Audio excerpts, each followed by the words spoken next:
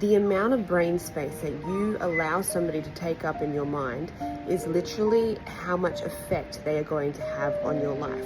Because what you think about is what you get. So if you are thinking about somebody who bothers you in your life consistently and on a regular basis, thinking about how unjust it is, how annoying it is, how I wish they weren't doing the thing that they were doing that always pisses me off, especially when it comes to family members, because they are pretty much going to be in your life forever unless you decide to end that connection, and most of us don't, and that's okay. A lot of the time our family members are our greatest teachers.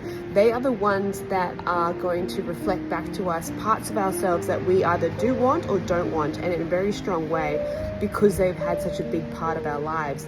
However, you do not need to make anybody in your life that much of a priority that it takes away your peace. Because if you are thinking about somebody consistently about how much they're upsetting you, then you are giving your power away, and you are making that person a much bigger aspect of your life than you need them to be.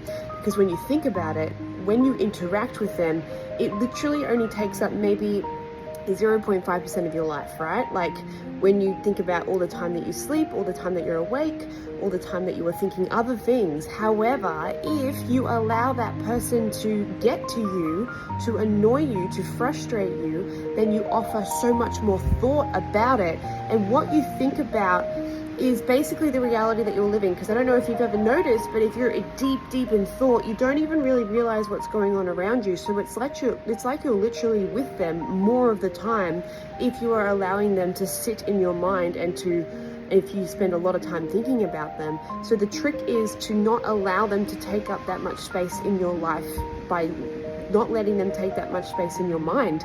Your mind is your life. Your mind is where you live. It is your home. It is where everything is born from. And not only that, but what you think about is what's generating all of your emotions. If you can get a hold of your mind, and if you can train yourself to not allow thoughts that don't please you, and to not give anyone that much power over your experience by thinking about them consistently, that is how you gain creative control of your life. But not only that, but that's how you live a joyful experience. There's always going to be people that bother you. If you give it a lot of your focus and a lot of your attention and thought, then you are giving it so much more power than what you need to.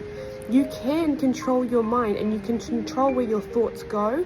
You don't have to remove people from your life, like family members, to find that peace. All you have to do is take a hold of your mind, and it takes practice, but it's completely and 100% possible and totally worthwhile.